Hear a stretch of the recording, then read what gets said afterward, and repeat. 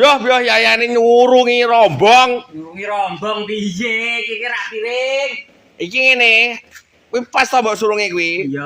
Lawuh kuwi mbara dintekne tikus kame mung didek-dek coro. Ya bener nek mrene iki. Golekmu ngene iki to. Ya ya ki. Digene sini iki to.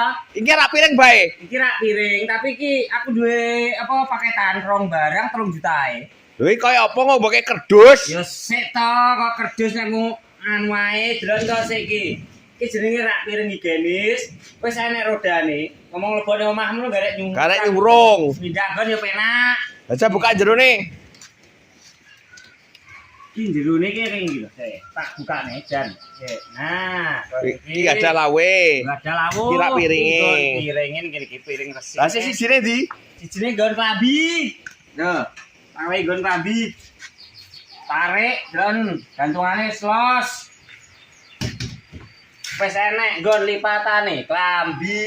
Pira iki? Dadak nrimeki kerdus iki. Pira? 3 jutae iki, tak kei loro iki. Ya wis aku tuku. Tuku ki carane pesen nang Bioprofil kuwi. Oh tuku liwat anu koyo cah nom-nom saiki berarti. Bioprofil ngisore enek babane, mbok lewek kenek, mbok tul ya kenek, mbok screenshot kenek, mbok salin kenek. Lah kuwi berarti melingi ning kono kuwi. Ya mlenge ning kene iki. Lah kuwi omahku ki ning ndi jenenge? Kediri, Mojo, Pucuk Gunung ana iso ngeteri Pucuk ora. Gunung lah mbok Mojo Kediri.